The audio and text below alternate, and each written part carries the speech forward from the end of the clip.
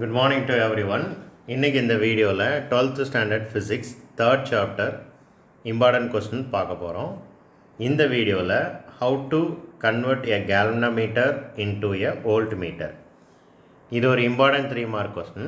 So இந்த கொஸ்டினுக்கு என்னென்ன பாயிண்ட்லாம் கண்டிப்பாக இருக்கணும் அப்படிங்கிறத சொல்லியிருந்தேன். ஸோ இது போக ஸ்கூலில் உங்கள் டீச்சர்ஸ் சொல்கிற விஷயங்களை கண்டிப்பாக ஃபாலோ பண்ணிக்கோங்க. ஸோ ஃபர்ஸ்ட் விஷயம் இந்த பிக்சர் கண்டிப்பாக இருக்கணும். இந்த பிக்சரில் ஜீனு போட்டிருக்கிறது ஒரு ரெசிஸ்டன்ஸ், அது கூட புதுசாக நம்ம ஒரு ரெசிஸ்டன்ஸை கனெக்ட் பண்ணுவோம். அதை எப்படி கனெக்ட் பண்ணுவோம் அப்படின்னா சீரீஸாக கனெக்ட் பண்ணுவோம். படத்தை பார்த்தாலே தெரியும். ஸோ பேரலல்னால் எப்படி இருக்கும், சீரீஸ்னால் எப்படி இருக்கும் அப்படிங்கிறது உங்களுக்கு தெரியும். இங்கே புதுசாக ஒரு ரெசிஸ்டன்ஸை சீரீஸாக கனெக்ட் பண்ணுவோம். அப்படி ஒரு கேல்வனோமீட்டர் கூட ஒரு ரெசிஸ்டன்ஸை சீரீஸாக கனெக்ட் பண்ணாலே அது வோல்ட்மீட்டராக மாறிடும். இந்த 4 லைனில் அதை தான் என்ன செஞ்சுருப்பாங்க அப்படின்னா தெளிவாக கொடுத்துருப்பாங்க. இந்த லைன் கண்டிப்பாக எழுதணும். இந்த லைன், இந்த 4 லைன் கண்டிப்பாக எழுதணும். ஸோ அவங்க கண்டிப்பாக பேப்பர் கரெக்ஷன் பண்ணுறவங்க எதை தேடுவாங்கன்னா இதுதான் எழுதியிருக்கீங்களா. Connecting high resistance in series.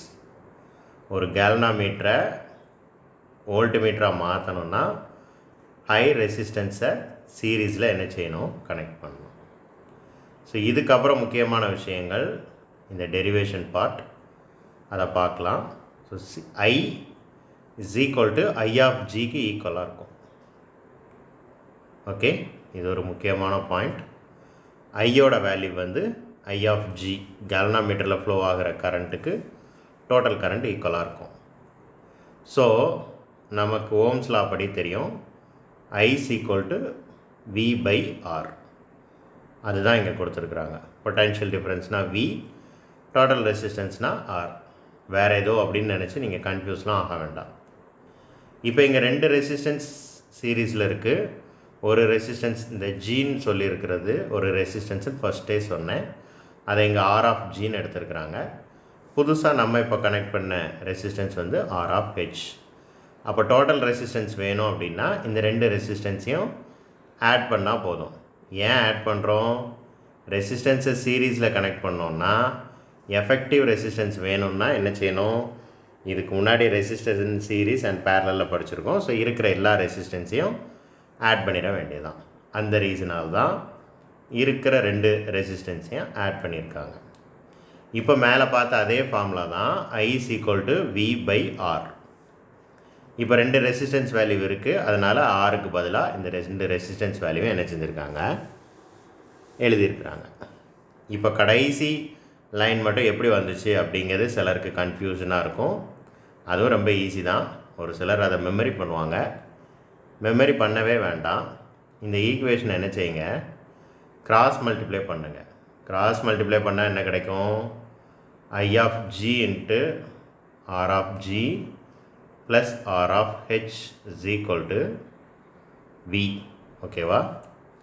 இப்போ இந்த I ஆஃப் G அடுத்த சைடு கொண்டு போவோம். கொண்டு போனால் என்ன நடக்கும்? V divided by I of G. இப்போ இந்த R ஆஃப் Gயை இப்போ இது அடுத்த சைடு போயிடுச்சு. இப்போ இந்த 2 டேர்ம் மட்டும்தான் இருக்குது. இந்த 2 டேர்மும் ப்ளஸில் இருக்குது. இப்போ இந்த R ஆஃப் G அடுத்த சைடு கொண்டு போங்க. ப்ளஸில் இருக்கிற டேர்ம் அடுத்த சைடு போகும்போது என்ன ஆயிரும்? மைனஸ் ஆயிரும். இப்போ இந்த சைடு என்ன மட்டும்தான் இருக்கும்? R ஆஃப் H மட்டும்தான் இருக்கும். அப்போ R of H is equal to, இப்போ நமக்கு தேவையான விஷயம் வந்துருச்சு பாருங்கள், ரொம்ப simple. R of H is equal to V by I of G minus R of G. Okay, இவ்வளோ விஷயங்கள் கண்டிப்பாக கொஸ்டினில் இருக்கணும்.